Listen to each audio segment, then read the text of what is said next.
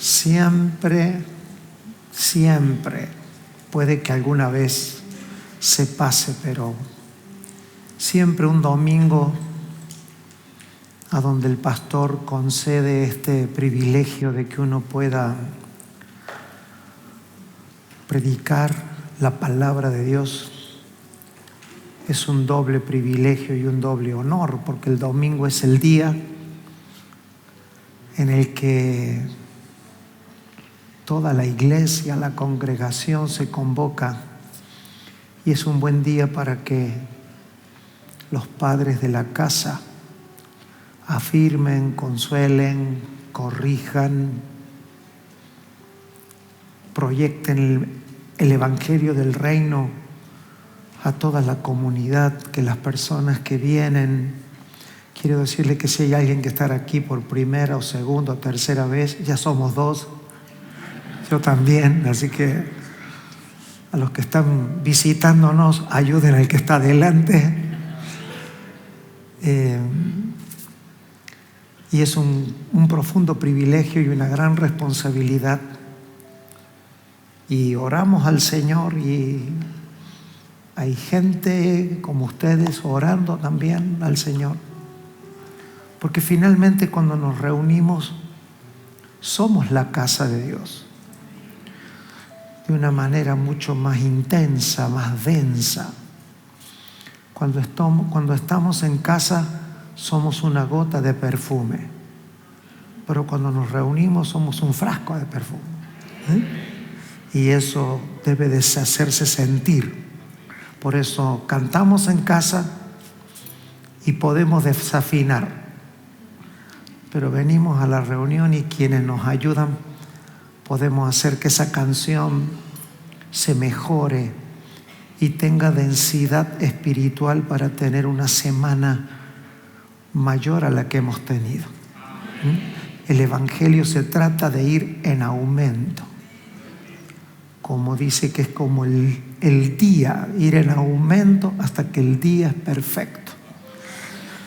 Muy bien, para aquellos que quizás por alguna u otra razón, y no es importante quizás hoy para lo que vamos a compartir, desde el día viernes hemos sentido una fuerte impresión en nuestro espíritu de hablar sobre el reposo, sobre qué tiene la palabra de Dios, ya sea en su forma escrita, hablada, inspirada, sobre el reposo. Y lo hemos diferenciado al reposo de la palabra descansar, porque hablamos de dos palabras que son dos naturalezas. Todos los seres humanos, si dormimos, descansamos, pero no todos los que duermen reposan. No sé si usted ha visto alguna vez, sí, seguramente, los que han ido a un aeropuerto, cuando un avión llega a la manga para dejar los pasajeros, después que los pasajeros se bajan, suben así como un batallón de personas, ¿verdad?, a limpiarlo. Bueno, eso sucede cuando usted se duerme a la noche. Un batallón se prepara y limpia desde la cabeza hasta la planta de los pies para que al otro día estemos nuevamente en servicio. Es magnífico, ¿verdad? Eso es digno de dar gracias a Dios sobre los sistemas recuperatorios que Dios nos ha dado para que podamos descansar de nuestras jornadas. Pero ¿cuánto también saben que despertarse a la mañana descansado no significa estar en paz? Porque el tiempo, y aquí vamos a ir sumando principios, el tiempo cronológico es un efecto multiplicador de lo que es nuestra vida. Porque el tiempo cronológico, el que medimos con el reloj, también lo creó Dios. Y es interesante porque el tiempo es un juez inapelable. ¿Se acuerdan ustedes de las multiplicaciones? Que el numerito de arriba es el multiplicando. Y el de abajo, ¿cómo se llamaba? Multiplicador. El tiempo en la vida humana opera como el multiplicador. Es decir, no es tan complicado saber si yo dejo en manos del tiempo mi vida. Va a ser igual, pero multiplicado al de hoy.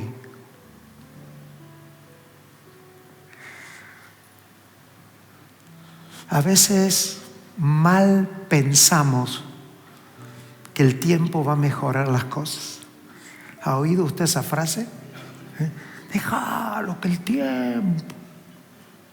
el tiempo ni mejora ni arruina las cosas.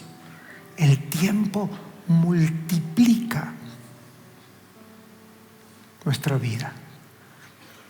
Yo podría a usted y a mí mismo decirme que yo puedo saber cómo será su día de mañana, sin que eso me ponga en un plano místico. Será más de lo de hoy, salvo que hayamos afectado el multiplicador. Entonces pensar voluntaristamente que mañana vamos a tener un mejor día que hoy, sin haber hecho hoy algo para que eso cambie, es una ingenuidad. Y las ingenuidades en la vida y la ignorancia se paga caro. Si vino con algún familiar y quiere mirarlo así como de reojo, decirle: querido, querida, ya sé cómo va a ser mañana nuestro día. Tenemos todo el día de hoy hasta la noche para que sea mayor y mejor y no sea igual. Mire, ¿han visto usted un accidente? Cómo el tiempo es colaborador del presente. Es tremendo porque el tiempo es colaborador del presente. Yo llevo a mi hijo a la escuela y voy por una avenida donde literalmente tengo que ir orando porque no hay día que no haya un accidente. Es tremendo. Motos, bicicletas, la gente altera, no sé, que como que esa franja así está media complicada. Y uno observa que cuando alguien se accidenta, las personas cuando se accidentan en un choque, el tiempo que es mortal, ¿no? El tiempo actúa como un agente de muerte hasta que aparece la ambulancia y aparecen los paramédicos, ¿no? Y a partir del momento que los médicos comienzan a atender al accidentado, el tiempo cambia de bando. Porque ahora el accidentado, en manos de profesionales, el tiempo colabora con el presente. Y aquel tiempo que comenzó a producir muerte, cuando está en las manos correctas, produce vida. ¿Cuántos me saludan en esta mañana y digan: hoy tengo que cambiar de manos? Porque si cambio de manos, el tiempo cambia de favor. Por eso los tiempos favorables no son una expresión voluntarista. Depende de las manos en las que estamos. Y usted tiene la oportunidad, y yo en esta mañana, de que si hasta hoy hemos tenido una vida en el que el tiempo parece que nos ha llevado de la oreja y como quiere, hoy por la palabra de Dios podemos cambiar el tiempo cronos desfavorable que en tantas cosas han producido en nuestra vida tantas dificultades, y hacer que el tiempo ahora comience a funcionar a nuestro favor, porque finalmente Dios no creó el tiempo como enemigo, lo creó como un juez inapelable que tiene que estar al servicio de las personas que creen que en las manos y en la vida de Dios el tiempo será maravilloso, será en aumento y no nos iremos de esta tierra sin cumplir la razón por la que nacimos. Si usted nunca había oído esto, nunca más podrá decir que no lo oyó. Hoy podemos cambiar los vientos desfavorables de los días en tiempos favorables, pero eso no es una expresión de voluntad, es un estado de justicia. Y eso va a suceder.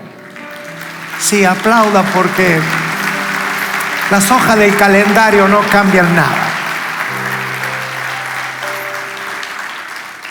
El día viernes compartimos sobre lo que Dios tiene para decirle a los líderes de la iglesia en relación al tiempo.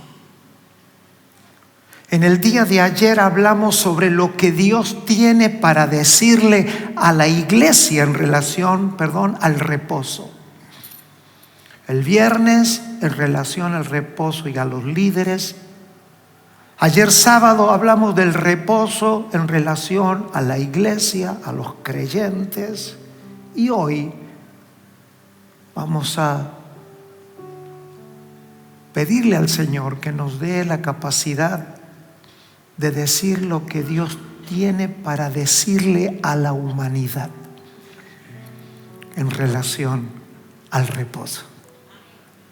Así que los que vienen desde el viernes reciben triple dosis por ser líderes, por ser la iglesia y por estar en la humanidad.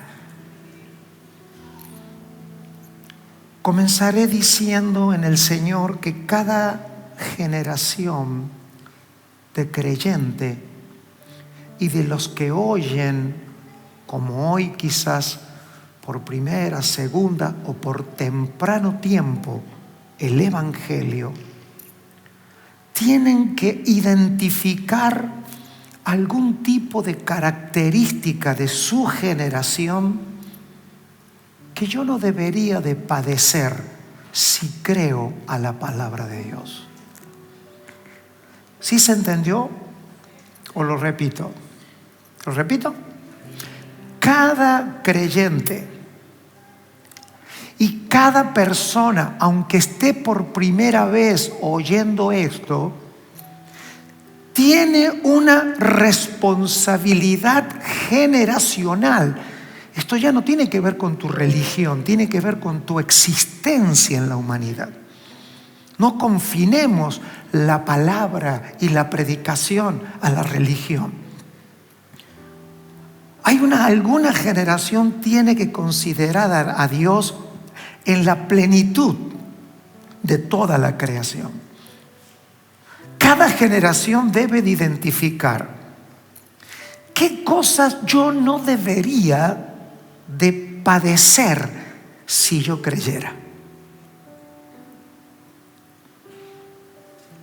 Y este no es un mensaje en contra o creer que la vida humana es ausente de sufrimientos.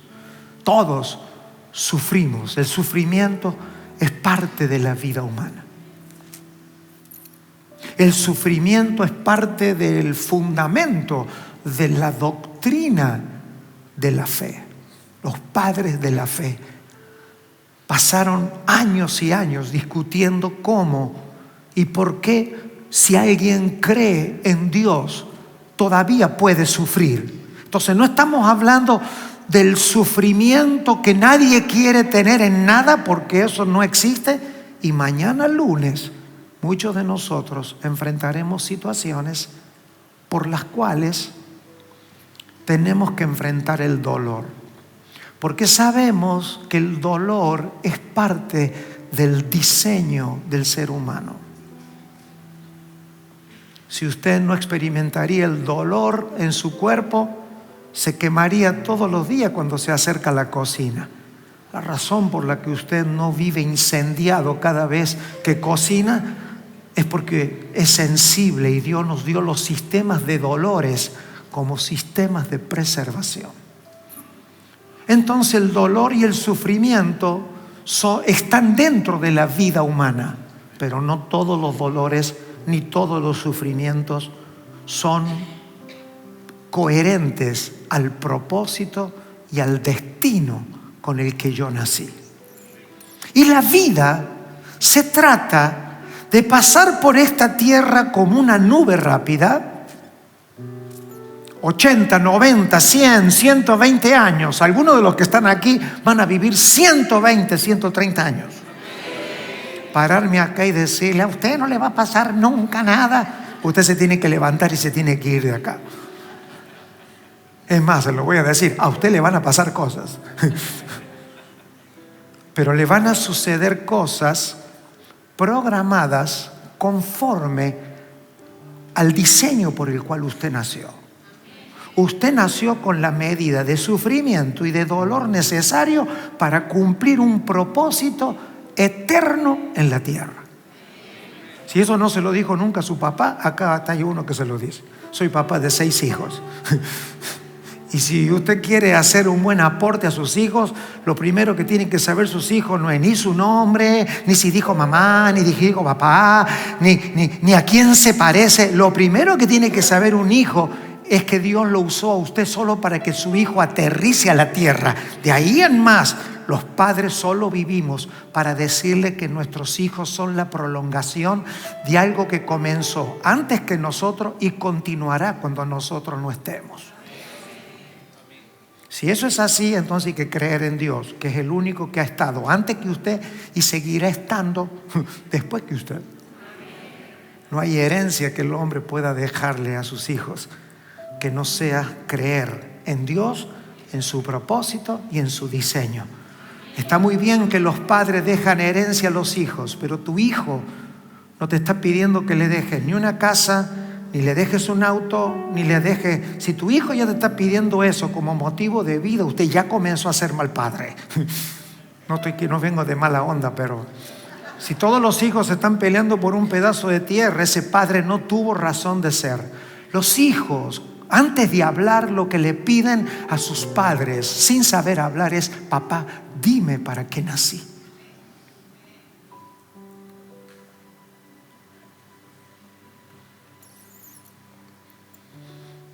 Por eso hubo personas a más de 4.000 kilómetros de Nazaret mirando una estrella, porque el hijo que iba a nacer era un hijo programado para salvación, para sufrimiento y para propósito.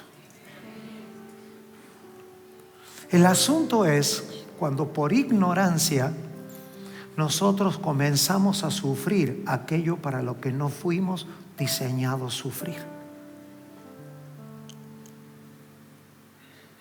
Por eso que cuando Cristo fue a la cruz, fue a sufrir aquellas cosas que yo no debo de sufrir.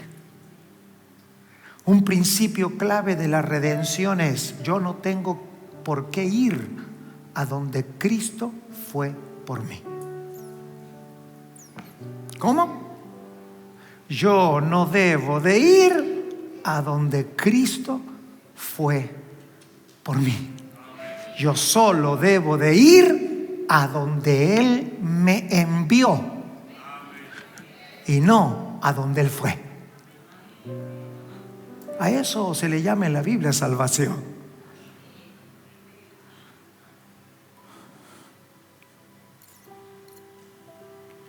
Nosotros fuimos creados por Dios. Mire, si usted está viendo que el mundo está sufriendo una tormenta increíble, tiene que haber un lugar a donde la gente se está salvando. Así que, como dijimos anoche y lo vuelvo a usar, si estoy bajo un diluvio, yo no tengo que caer en depresión. Si no, tengo que preguntar: Señor, ¿dónde se está construyendo el arca, verdad? Sí, porque cada generación tiene que encontrar de qué Dios te quiere librar. Vamos, están como así como medio de domingo en la mañana. Muévase un poquito el que está a su lado, dígale: esto se va a poner mejor dentro de un rato, no te duermas en la introducción que no vas a entender el final. Y siempre están los solidarios que aplauden, ¿verdad? Estoy haciendo un relato rápido de la corriente bíblica. Y si todo el mundo se está muriendo porque pican las serpientes, ¿no? Dice la Biblia que hubo un momento en que las serpientes se desataron en un grupo de personas. Si están picando las serpientes, tú tienes que saber que hay algún lugar donde la gente no se muere por picadura de serpiente. ¿Sí? Eso se llama el amor y la gracia de Dios. Toda generación que padece algo mortal nunca tendrá la ausencia de un conducto de salvación. ¿Y sabe una cosa? Siempre está cerca de ti. No tienes que tomarte un avión.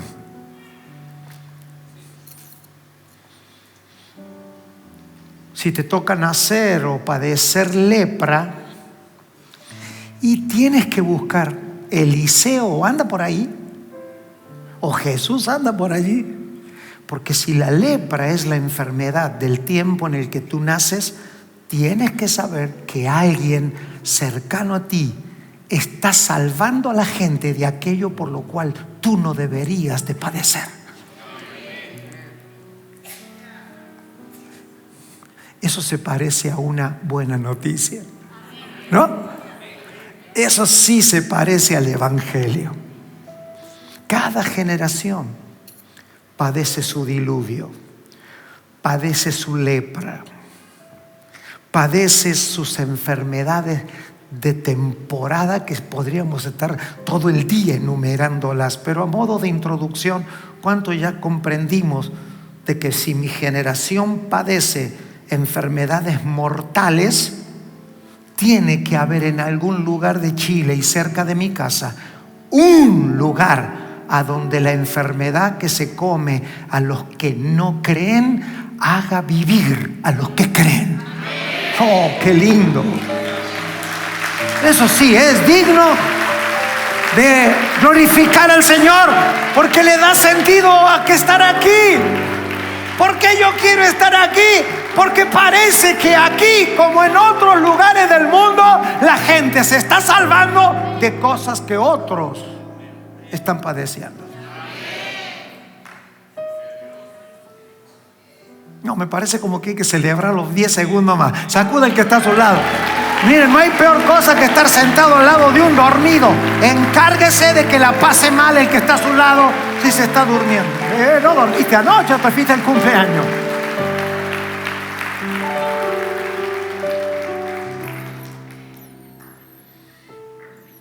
¿De qué se está enfermando la gente hoy? De ansiedad.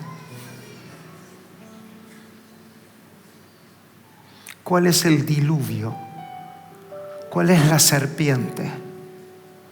¿Cuáles son los enemigos? No son los de Moisés. Cada generación tiene su propia fuerza. Hoy la humanidad está sucumbiendo bajo una palabra que ya los apóstoles en la Biblia advirtieron. Y hemos construido con paciencia desde el viernes, sábado junto al pastor y hoy domingo, y después seguirá en la otra reunión si el Señor así lo permite, para llegar al punto de que la necesidad que tenemos de obreros y de edificadores reposados, de iglesias que entren en el reposo como ha estado definido estos días, y si usted no estuvo, usted puede acceder a eso con un poco de intencionalidad. Todo está en las redes. Entonces, si yo no quiero ser parte de las estadísticas de una generación que se la está comiendo la lepra de la ansiedad, vamos a tener que tener algún lado a donde tener que ir para poder llegar al final de nuestros días cumpliendo la razón de nuestra existencia. Por eso el título de este mensaje bien podría llamarse para los diáconos de multimedia: reposo o ansiedad.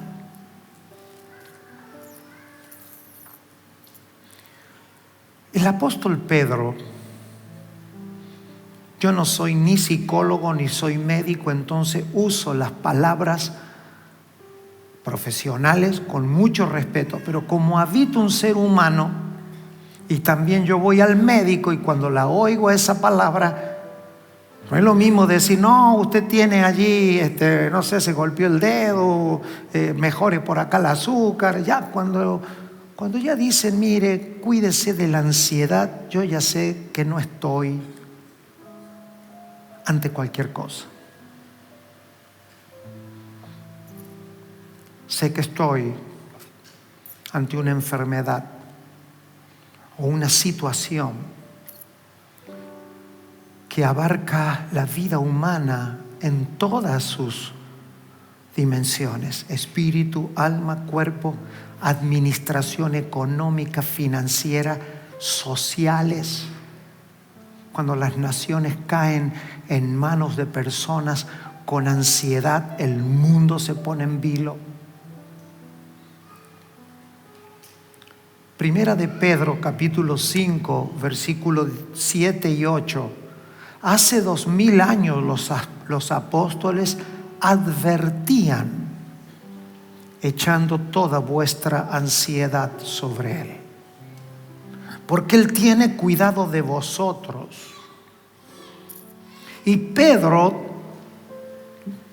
que tenía una empresa pesquera, yo me pregunto, ¿de dónde el pescador y pesquero salió consejero de tan alto nivel que hoy necesitarías para tener ciertos derechos legales de diagnosticar a alguien?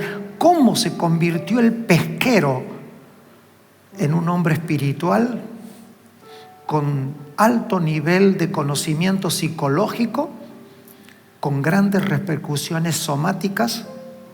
La inspiración de la palabra de Dios. Está todo regulado en la palabra de Dios. Y a eso le llamamos nosotros la sana teología.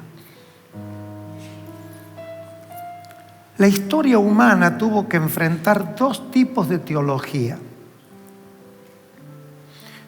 Y esto ya corre por mi cuenta el ejemplo que voy a poner. Hay una teología que le llamamos la teología sana. Teología, por definición, significa el estudio de Dios.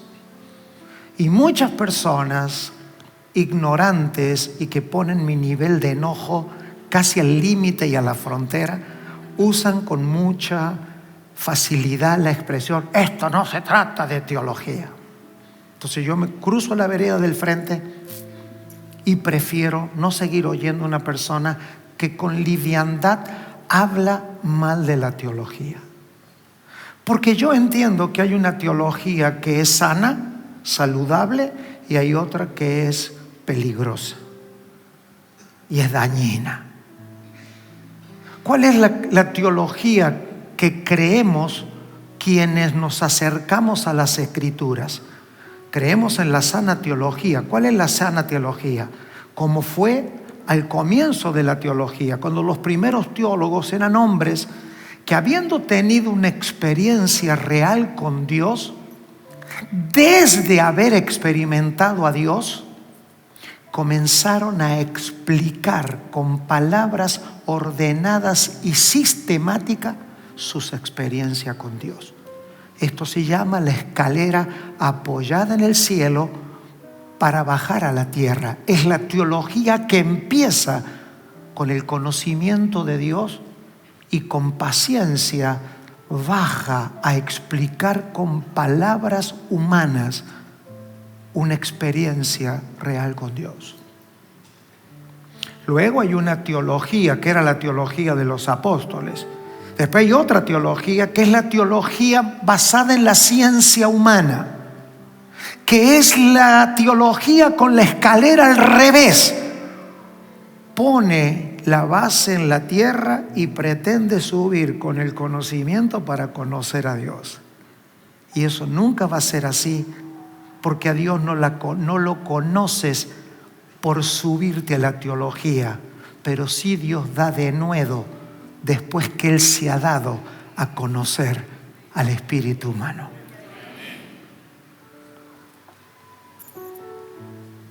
¿De dónde el apóstol Pedro, un hombre que todo lo quería rápido, Señor, quiero caminar, y bueno, camina, hundite un poco,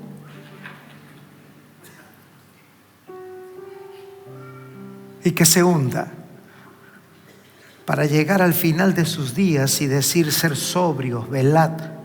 Y mire con qué compara la ansiedad. Porque vuestro adversario, el diablo, como león rugiente anda alrededor buscando a quien devorar. A la religión y a los irresponsables se les hace más fácil pensar en el diablo como un duende vestido con pijama rojo, lleno de misticismo, pero los apóstoles no veían así al diablo. Diablo significa adversario. Y si yo tengo que interpretar estas escrituras, lo que allí está diciendo es que cuando el ser humano cae en ansiedad y desprecia el reposo que da Dios, eso se convierte en adverso. La adversidad del hombre son sus ansiedades.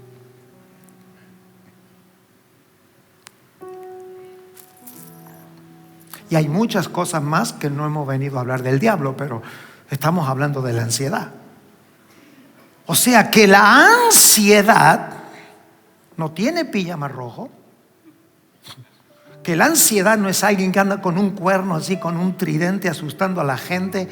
Eso solamente pasa en la ignorancia. Diablo es toda adversidad que crea el ser humano en su vida en contra de su propia existencia a través de una puerta llamada la ansiedad.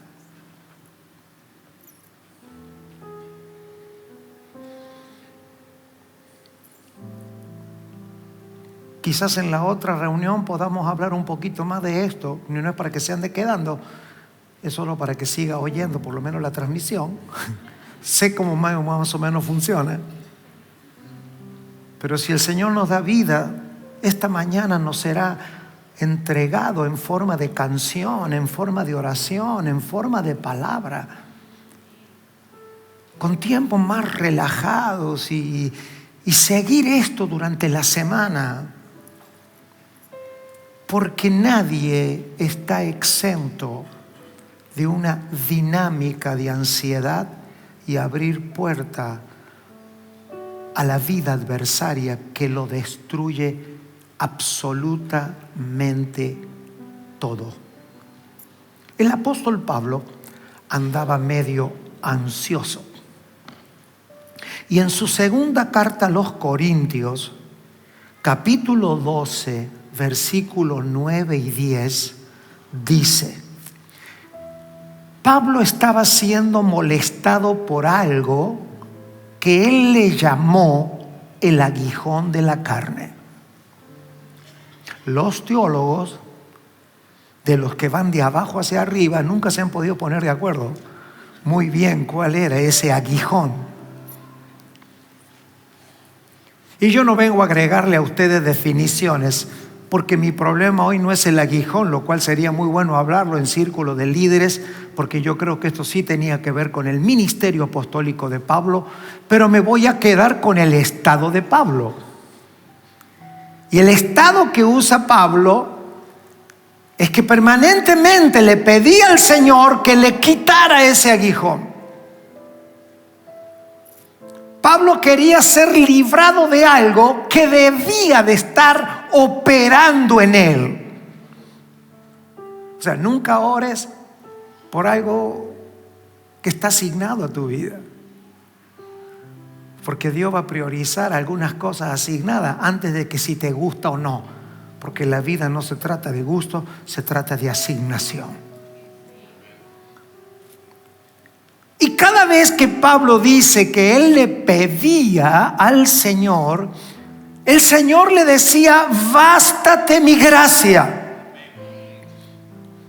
Entonces, ¿cuál es la solución a los estados de nerviosismo?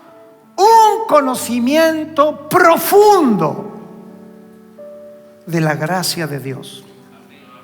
Y le dice por qué. A mí me gustan los por qué de la Biblia, porque, bueno, no es de libre interpretación, no está librado a que, bueno, yo voy a interpretar. No, porque mi poder se perfecciona en la debilidad. Por tanto, y ahora ya está reflexionando él, eso fue todo lo que le dijo el Señor. O sea, deja de chillar, deja de ternerear, deja de ay, como si fuésemos el ombligo de Adán. ¿Adán tenía ombligo? Pregunto. Yo creo que sí. Que después que Dios lo creó, le dijo, uy, chico, y le hizo el ombligo. Ríase un poco, es día domingo. Bástate en mi gracia, porque mi poder se perfecciona en la debilidad. Punto. ¿Leen que hay punto? Entonces el hombre reflexiona. Por tanto, de buena gana me gloriaré más bien en mis debilidades, para que... Ahí está la palabra. ¿Cómo? Ahí está la palabra. Aplauda, encontramos la palabra. Hace del viernes que quiero llegar acá y no había podido, menos mal que es domingo. Si no íbamos a tener que cambiar el vuelo. Diga, ¿para qué? Una rápida deducción del versículo es: cada vez que yo ternereo, tengo que averiguar si lo que estoy padeciendo es una enfermedad de estación o algo que va a aumentar la gracia de Dios en mí. Primera identificación. Antes de empezar a sacar conjeturas, la vida me pega por todos lados. A mí al final llueve sopa y ando con un tenedor. Siempre llego el paraguas cuando no llueve. ¿Han visto esa frase así? No. Un ser humano en estado normal, antes las situaciones difíciles, si soy creyente, no me estoy preguntando en mí, sino bástate en mí. No toque tanto en mí, porque usted es en mi menor y Dios es mi mayor.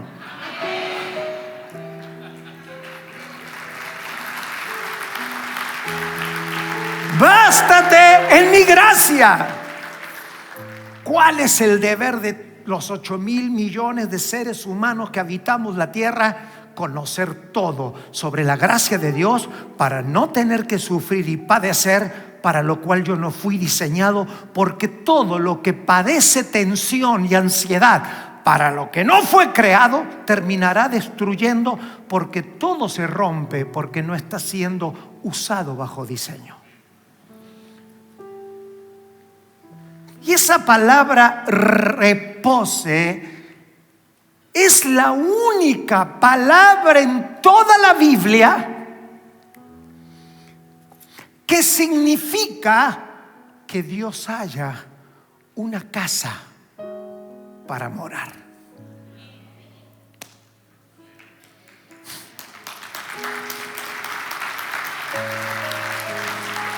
Pablo dice: cuando yo entro en estados de ansiedad, pregunto, ¿por qué yo no puedo salir de a donde estoy? Y va a haber solamente dos respuestas. Respuesta número 1: cabezón.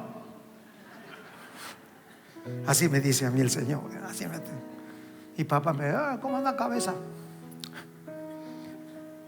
Por testarudos, por vivir la vida humana sin entender que todo lo creado por Dios nació con un diseño, y que aunque tu vida nació en una familia donde nadie te lo dijo, bienvenido a los que están en conectados ahí, míreme, nunca más podrá decir que no lo oyó. Si nunca se lo dijeron, le estoy dando una buena noticia: aunque el aeropuerto donde aterrizaste en tu familia no te amaron, ni siquiera conociste a tus padres y todos los vientos eran contrarios y casi aterrizaste sin tren de aterrizaje, eso fue periférico. Vine a decirte, tu vida fue pensada antes de tu nacimiento, antes de tu engendramiento, y la buena noticia que tenemos es: no tienes por qué morirte sin cumplir la razón de tu existencia. No tienes por qué morirte si crees. No tienes por qué ahogarte si crees. No tienes por qué ser picado por la serpiente si crees. Solo sé intenso en buscar a dónde Dios está salvando y sálvate. Gracias a Dios. Para que repose sobre mí el poder de Cristo, por lo cual, por amor a Cristo, me gozo en las debilidades, en afrentas, en necesidades. Por eso el apóstol decía siempre: fortalezcanse en el Señor y en el poder de sus fuerzas. ¿Por qué?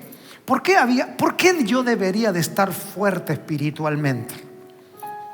Dice: para que habite Cristo en vuestros corazones. Usted no le puede poner una bomba de 10 toneladas a un plato de cerámico.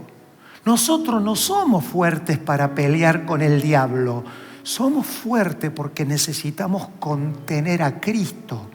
La medida del poder de Cristo que va a operar en mí es proporcional a la fortaleza que yo tengo de Él en mí. Y a Dios le ha placido que cuando yo veo mis debilidades y me basto en su gracia, mis debilidades se convierten en fortaleza para que Cristo habite, para que cuando Él me habite no me rompa.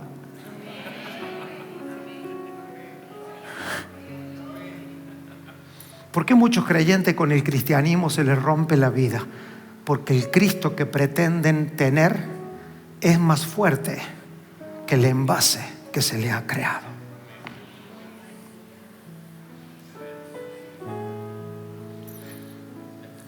Todavía ni empezamos, pero qué bueno que han sido misericordiosos conmigo hoy en el tiempo.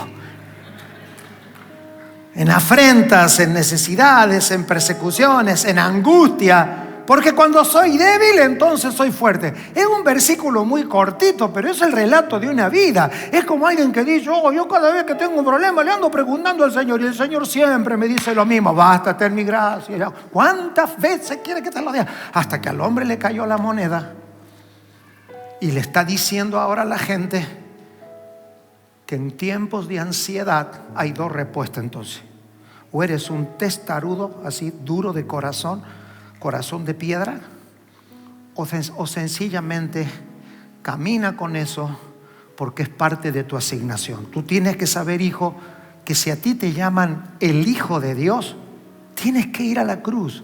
Por más que como padre a mí me duela, tu razón de vida tiene cargado un destino preestablecido antes de que nacieras. Así que, hijo, en Getsemaní todavía te queda la cruz. Es parte de tu sufrimiento. Pero a nosotros, ¿qué nos dice? Tú no tienes que ir a una cruz de madera. Tú ya tienes una cruz para llevar. Pero la cruz que tú tienes que llevar es una medida posible de la gran cruz que fue llevada en Cristo. O sea, tú llevas la dosis permitida.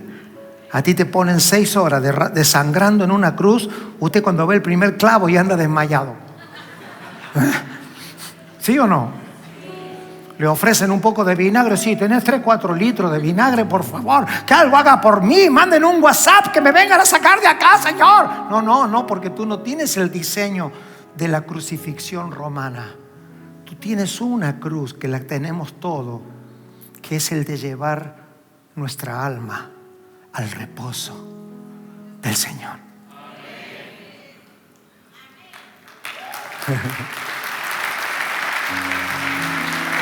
Y para que usted vea que no me olvidé de anoche y nadie me lo hizo acordar, Apocalipsis 7:15,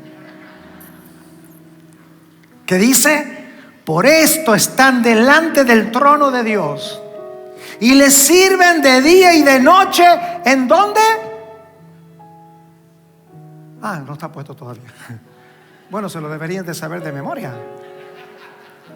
En su templo. Diga conmigo, ahí está la palabra para reposo. Templo, tabernáculo, casa de Dios. Son todas palabras que significan ¿qué? Reposo. La casa de Dios es el lugar a donde Dios reposa, y a donde los creyentes reposan. Y el que está sentado sobre el trono extenderá su tabernáculo. Esa expresión, su tabernáculo, es la misma que Pablo acaba de decir: para que repose sobre mí su poder.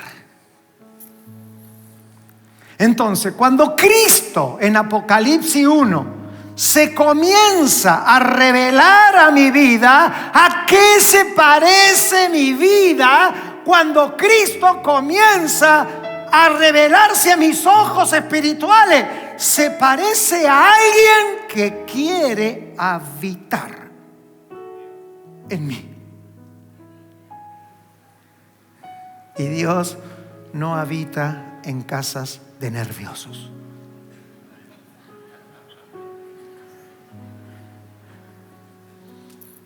Usted se ríe. Ahí les va. Lucas 10, 38 al 42.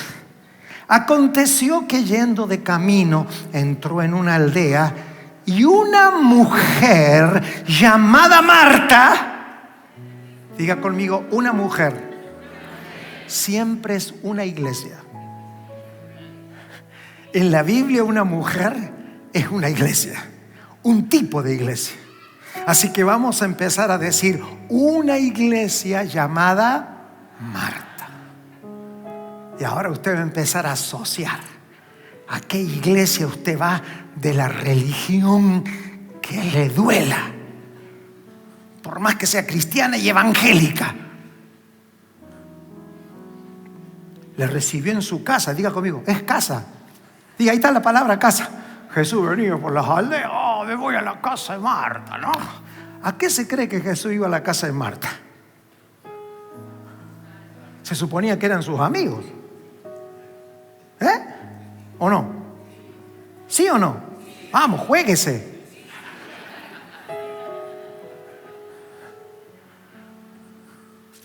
Los hogares que menos divorcios tienen, en algunos casos los hijos nunca se quieren casar porque no se quieren ir de la casa, son las casas que son de reposo.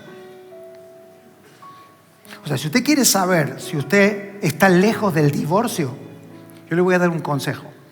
Si usted quiere saber que su matrimonio y sus hijos no están al borde del divorcio y de la separación, no mire cuántas Biblias usted tiene en su casa. Pregúntese a la tarde si todos tienen deseos de volver a casa. Ahí tiene un tema para el curso de matrimonio.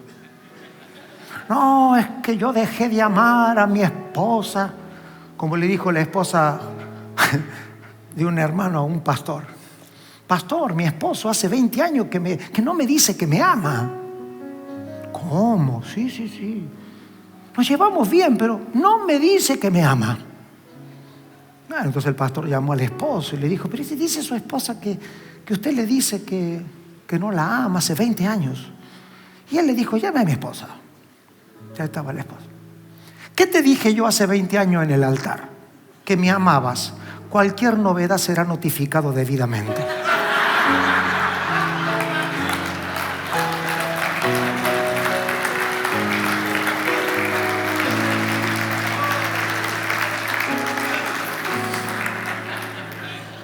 Los maridos y las esposas y los hijos deben de preguntarse esta preguntita.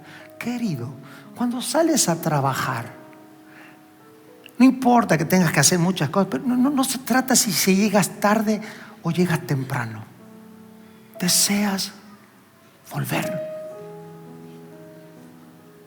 Porque si no tienes un hotel, no tienes un hogar, un hotel de la familia, donde nadie paga y todos comen gratis.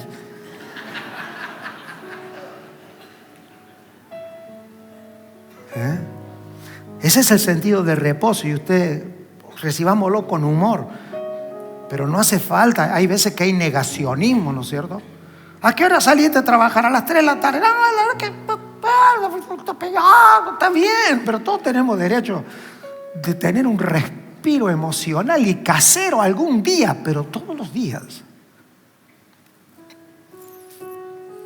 Por eso Jesús a cada rato decía: yo me quiero ir con mi Padre. No me quiero ir, yo no quiero andar viviendo 100 años acá en la tierra. Yo lo que hace falta, y a la casa de mi Padre. Por eso Jesús siempre hablaba de la casa, porque la casa es el significado del reposo de Dios. Y eso es lo que tiene que ser la iglesia, reposo. Entonces Jesús, sabiendo que Él tenía que edificar su iglesia, nos va dejando ideas, ¿no es cierto? Entonces me voy a la casa de Marta. Esta tenía una hermana que se llamaba María. Diga conmigo, ahí hay otra iglesia. La iglesia María.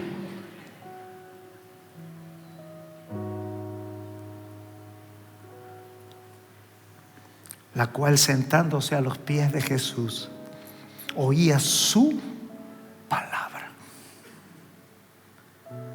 El cuadro son 2 iglesias. ¿Sí?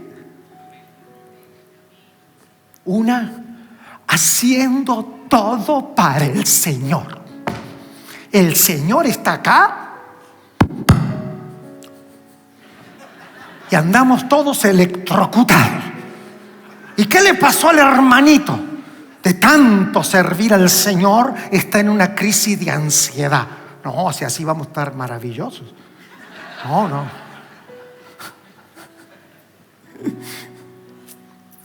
Pero Marta se preocupaba con muchos quehaceres. Y acercándose dijo: Señor, ¿no te da cuidado que mi hermana me deje servir sola? Ahí están los primeros indicios de la ansiedad. Celo, crítica. Dile pues que me ayude. Respondiendo Jesús le dijo: Marta, Marta.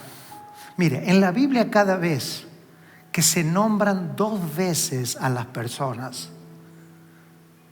¿sabe qué significa nombrar 2 veces seguida a una persona en la Biblia? Intimidad, cercanía, confianza. Por eso cuando dijeron cuando Jesús habló de eso, que dijeron: Señor, Señor, en tu nombre echamos fuera demonios. Y el Jesús le dijo: no les conozco, ¿por qué ustedes me tratan como íntimo si yo nunca estuve con ustedes? Esa fue la reprensión. Marta, Marta, tú y yo nos conocemos. Y si siendo que nos conocemos, y después esta Marta y esta María van a protagonizar como iglesia otra cosa, ¿no? Porque Jesús es como que los amaba tanto que los elevaba así de grado, así como el Super Mario, ¿no? Después se les murió Lázaro. Y ya las 2 estaban nerviosas porque para la muerte no les daba ninguna de las 2 la teología.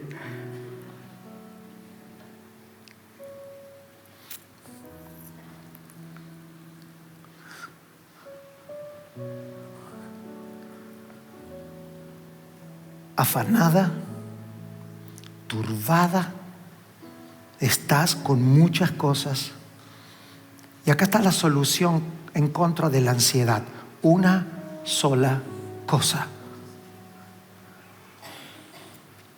¿Sabe usted cuál es el aspecto de Dios más difícil de enseñar en teología? Lo que se conoce como la naturaleza simple de Dios, sobre la simplicidad de Dios. La simplicidad de Dios es un atributo de Dios, que no significa ser simple. Simplicidad significa que Dios es tantas cosas que decidió ser uno, para que usted lo entienda. ¿Sí? Eso significa la simplicidad de Dios. Y es lo primero que Dios le dijo al rey Israel: tu Dios uno es. Y no me trates de separar, porque el día que tú creas en dos cosas en vez de una, por eso es un camino, por eso es una verdad, por eso es una vida. Eso habla de la simplicidad de Dios. Y Jesús le está diciendo: una cosa era necesaria, y María escogió la parte de la no ansiedad. Amados y amados, amigos, amigas, familias, personas que hoy están por primera o segunda vez, si no queremos que el sistema de este mundo termine comiéndose con todo lo que nuestros ojos naturales ven, todo lo que nuestros ojos naturales están viendo, un día se lo comerá el tiempo. Vaya a su álbum de fotos y vea cuánta gente ya no está en esa foto. Y yo no me quiero poner ni emocional ni cruel, quiero ser espiritual. Todo lo que ven tus ojos, incluyendo los seres humanos que más amas en la tierra, el tiempo se los comerá. O tú irás a los velorios de muchos, o muchos irán a tu velorio. Ese es el juez inapelable del tiempo, y la única manera que la muerte y nuestra pasajera estadía en la tierra no nos coma es eternizando y celestializando nuestra vida, trayendo a Dios a casa.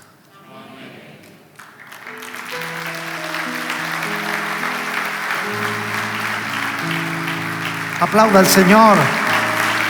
Aquí hay gente que sin saberlo está siendo impartido por la vida de Dios y están siendo pasados de muerte a vida por la palabra de Cristo en sus corazones. No tienes que tomar ninguna decisión, solo tienes que salirte del sepulcro de una vida sin sentido y obedecer a la voz del Señor. ¿Qué es la ansiedad? Científicamente tengo muchas definiciones, no daré ninguna por una cuestión de tiempo y de competencia. La generación que tenemos, si quiere enfrentar al diablo presente, el diablo no se lo debe de nunca presentar como una persona solamente teológicamente hablando, sino como un sistema antidios, un sistema anticristo. Jesús le dijo a Pedro: apártate de mí, Satanás. Y Pedro no estaba endemoniado, porque una hora más tarde Dios lo puso de pastor de sus hermanos. Y yo no lo veo a Jesús poniendo de pastor a un endemoniado. Por lo tanto, cuando Jesús se refiere a Pedro como apártate de mí, Satanás, no le está hablando al humano, sino al sistema al que Pedro se está prestando para que lo eterno no se cumpla en la tierra.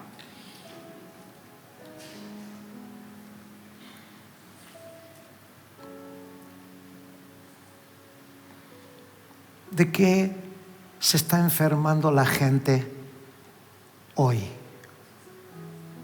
Nosotros.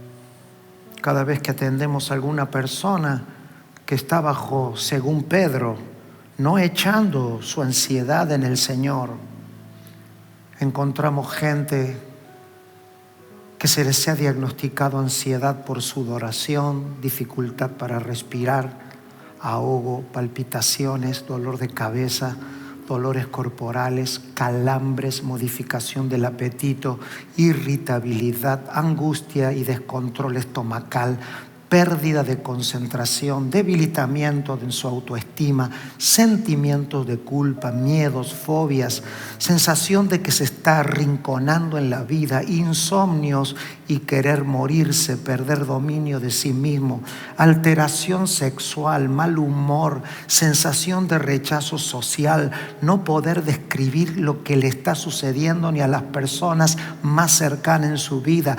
Quieren huir en vez de luchar, abandono de su propia persona y depresión.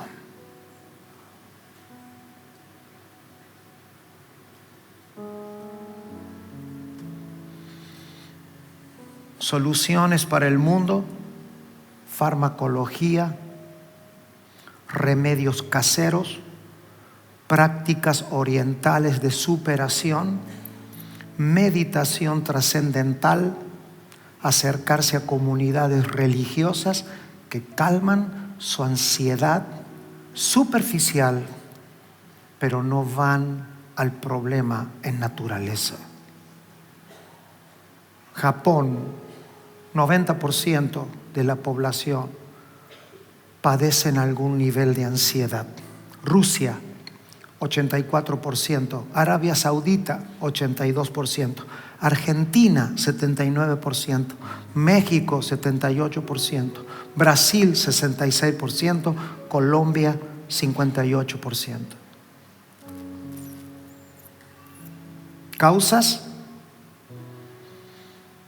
Verse rodeado por el crimen y la delincuencia dentro de sus hogares a veces, pérdida de trabajo, países con inflación, por haber contraído una enfermedad cuyos médicos se la dijeron sin darle una explicación, miedo al clima y a sus cambios, a los que viven en lugares con climas inestables, asuntos matrimoniales, familiares y filiales, y miedo por el futuro, y especialmente hombres que sienten que no pueden proveer para su casa.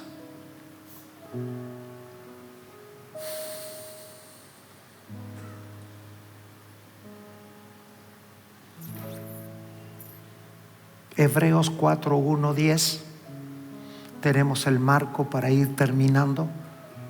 ¿Por qué a los apóstoles les interesaba tanto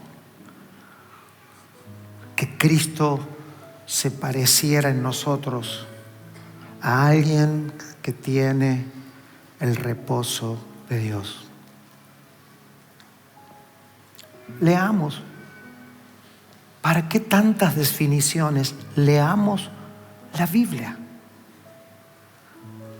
Volvamos a creer que detrás de cada creyente hay alguien que puede entregarle su vida, una sana teología, antes de andar invirtiendo tanto giga en información en cosas improductivas.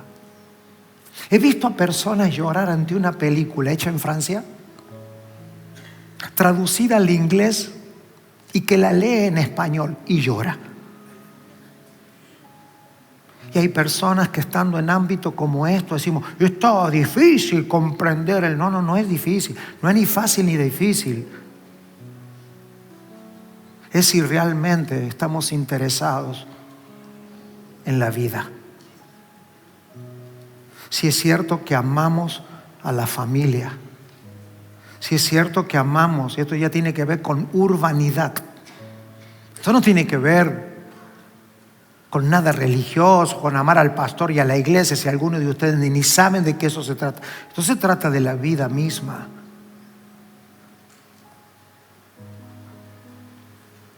(4:1) dice de Hebreos: temamos pues. ¿Se da cuenta que es temor contra temor? Si usted está tomando nota, anote esto: fuimos creados para el grado sustentable de temor. No existen las personas que no temen a nada. Eso dígaselo a alguien que no le gusta pensar. Fuimos creados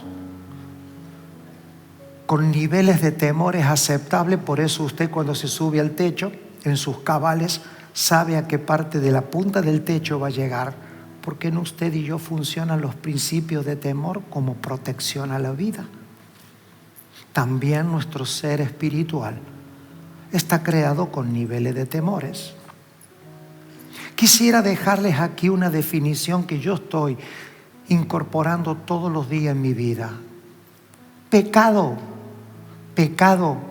no es un accidente teológico ni bíblico. Pecado es la acción de llevar un hecho legítimo más allá de sus límites permitidos por Dios. He desafiado a grandes hombres y mujeres y conocedores de las Escrituras y les he hecho esta pregunta: dígame usted un pecado que no sea una exageración de un derecho legítimo. El pecado es algo que usted está llamado a vivir dentro de los límites. Cuando está dentro de los límites, la vida es santa. Cuando se pasa esos límites, entonces nos convertimos en pecadores, en términos prácticos. Dependiendo de la naturaleza que habita en nosotros.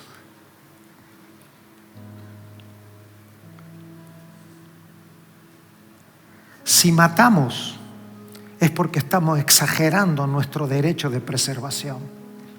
Si adulteramos, fornicamos, es porque estamos usando el derecho de la sexualidad disfrutable dentro de los límites de Dios en una relación que no conviene. Se pasa los límites.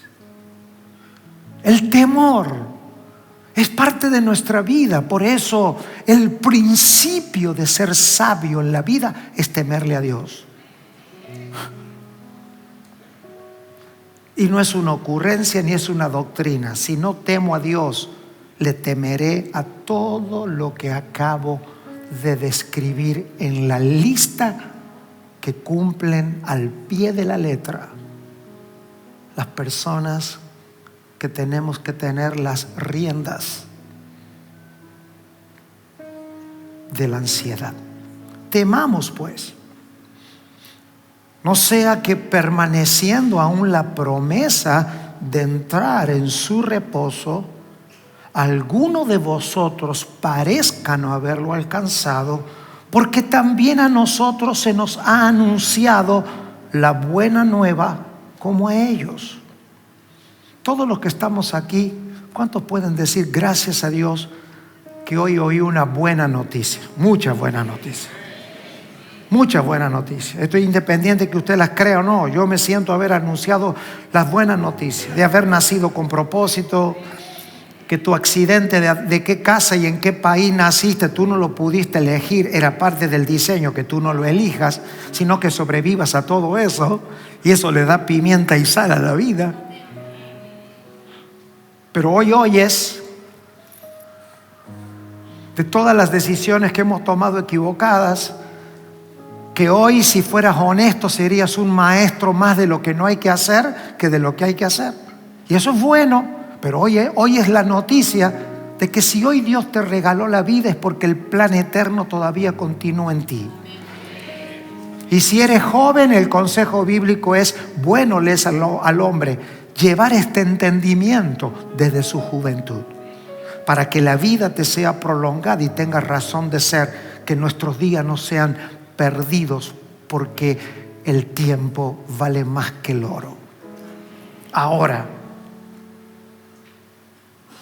usted y yo no somos personas para que cuando nos saludemos, bueno, espero que te vaya bien, o Dios te bendiga. Y la verdad que si eso es un saludo nada más, nunca va a suceder. Yo conocí al pastor Abel hace como, 20 años dijimos más o menos. Y nos recordábamos qué había predicado yo cuando él me conoció y nos conocimos. Y me acuerdo que el mensaje hablamos acerca de la bendición de Dios. Después lo fui mejorando, pastor. Ahora le cambié el título. Y yo que viví toda mi vida en un ambiente así, de esto que te saludan, o sea, yo era bebé y me decían, ay Juancito, Dios te bendiga, Dios te bendiga. Mire, si a mí me hubieran llegado 5 de esos Dios te bendiga, yo un día los multipliqué. Yo creo que en mi vida por lo menos me han dicho 80,000 veces Dios te bendiga. Y a veces he vivido como si no me hubiera pegado ninguna. ¿Por qué? Por un saludo protocolar, humano, ¿no? Te bendigo, Dios te bendiga. Mire, Dios cada vez que le decía a alguien te bendigo, le cambiaba la vida. Así que si te agarra Dios y te dice te bendeciré, usted tiene que cambiar la agenda, porque una persona cuando es bendecida nunca queda con la misma agenda. Nunca. Así que si alguien te dice hoy Dios te bendiga, si me vas a cambiar la semana, por lo menos págame el asado.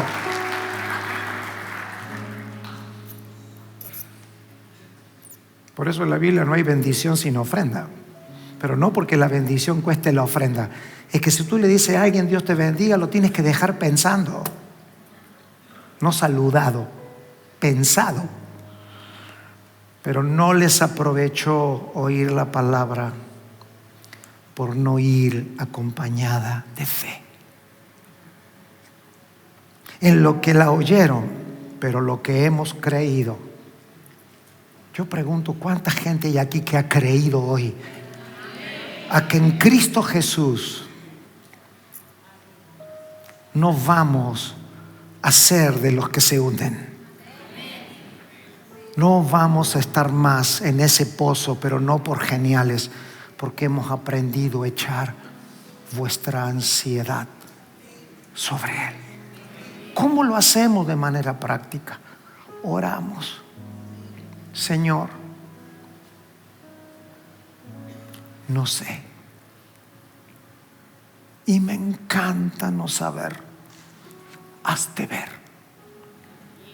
Dispárame esos proverbios que tienes por allí. Y el Señor dice, ¿y la leíste los proverbios? Sí. Bueno, ahora te los voy a recordar, porque si no los leíste, ¿no?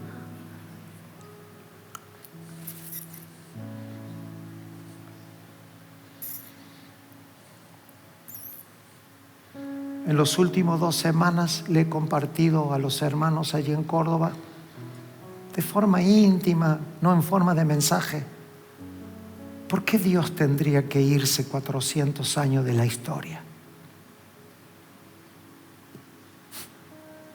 ¿Por qué Dios llegó a Malaquía y se fue? En términos teológicos, se fue.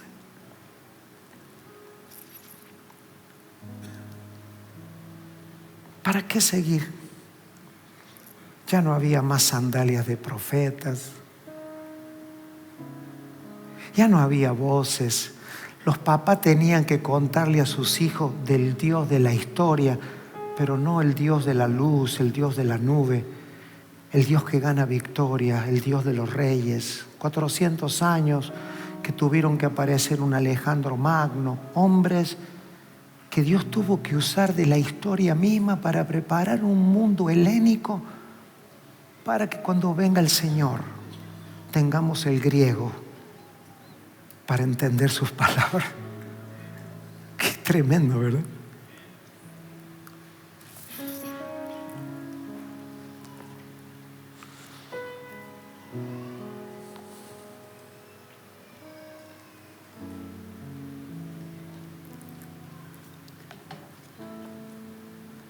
El deseo del corazón de nuestro Dios es que su evangelio se parezca en nosotros, no al saco ni a la corbata, ni al cancionero, ni a nuestras actividades primariamente, sino a alguien que puede mantenerse en reposo,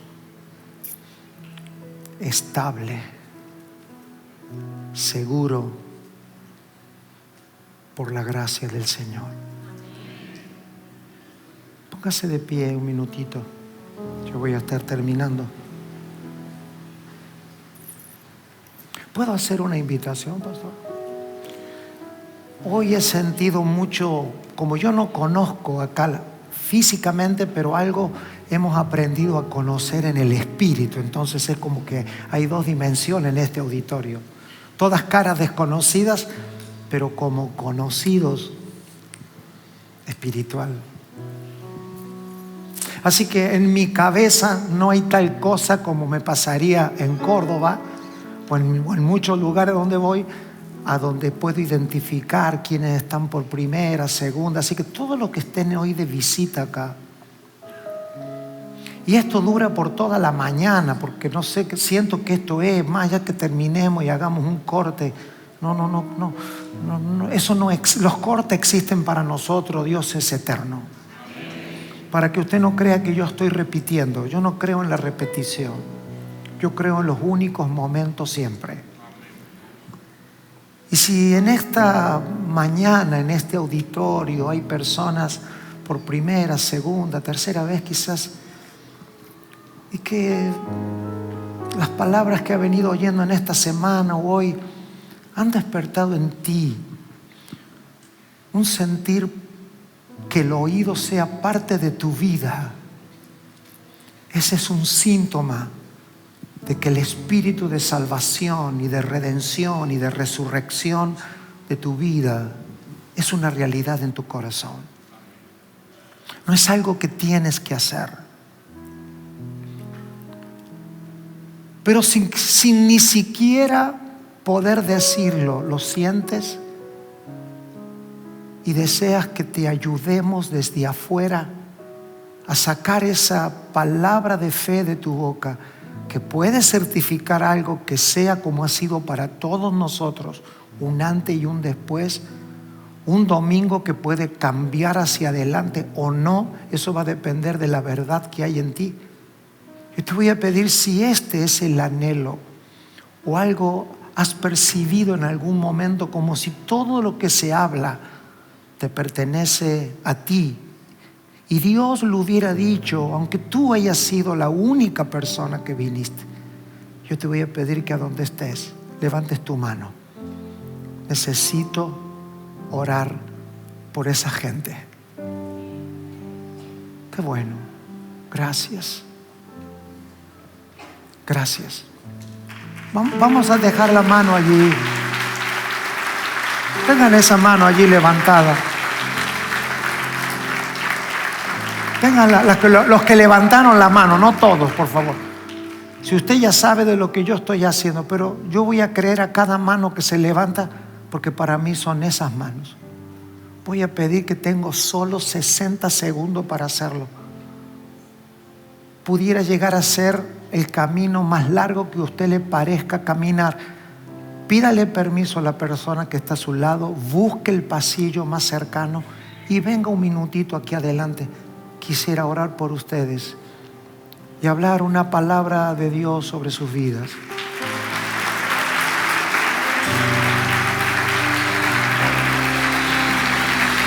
Bendito eres, Señor. Bendito eres. Vamos, la iglesia aplauda para estar de parto. La iglesia aplauda para ayudar a dar a luz. No esté como espectador, desate un espíritu de vida. Si usted se quedó en la silla, usted es parte de la sala de parto. Comience a orar para que el espíritu de vida y de resurrección opere en todos los corazones. Bendito eres, Señor, porque tú has conocido cada una de estas personas desde antes de la fundación del mundo. Antes que ellos fueran hijo de, hija de, tú les conociste. Y esta palabra de vida que es Cristo, yo les voy a pedir a los que están aquí adelante, yo no tengo tal cosa porque no sé, estoy superado, como algo que usted tiene que decir. Usted no tiene mucho para decir, solo le pido que dé algún signo vital de que usted vino de una manera y que ahora está de otra manera. Esos signos vitales pueden ser una palabra que te oiga tu compañero, puede ser una sonrisa, puede ser un apretón de mano, puede que te des vuelta y en esta multitud de gente hay gente que te ama sin conocerte. Puedes decir lo que quiera, pueden hacer algo por mí, oren por mí. Puedes decir cosas como: por favor, no me suelten, los necesito, ayúdenme. Puedes decirlo, puedes hacerlo. Tienes el derecho a la vida de Dios, puedes decirlo. Estás en un ámbito donde no hay rechazo, a donde hay amor. Hay un ámbito a donde no necesitamos nada y lo necesitamos todo. Porque así es nuestra vida. A mí cuando me pregunta: ¿usted, Juan, necesita algo? Yo le digo: ¿de qué me está preguntando? Si me está preguntando de pura cosa, no necesito nada. Si me preguntas en serio, lo necesito todo. ¿De qué lado quieres estar? Porque no necesitamos ni algo, ni poco, ni alguna cosa. Tenemos todo: abrigo, comida, vida, un techo. Cuando te preguntas hacia dónde va el mundo y la salvación que necesitamos ver, no tenemos nada. Entonces, cuando preguntamos de qué se necesita, tú tienes que decir el rango de tu compromiso, porque si lo necesitamos todo, entonces deberá de ser todo. Señor, gracias. Pastor, los dejo a ellos acá. Ustedes saben cómo hacerlo. Los amo y hagan algo. Yo conozco muchos lugares en el mundo, he predicado, pocos lugares como esto. Aprovechen a esta gente que los va a saludar ahora y sáquenle el jugo hasta la última gota. Gracias, amados. Gracias.